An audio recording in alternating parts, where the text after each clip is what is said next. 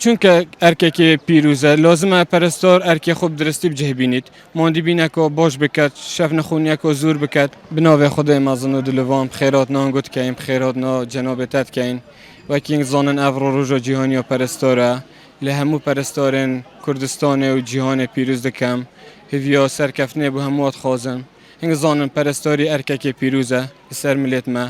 چونکه هر خسته خانک هر نخوش خانک هی پیتوی پرستار هیا و رولی اود بینن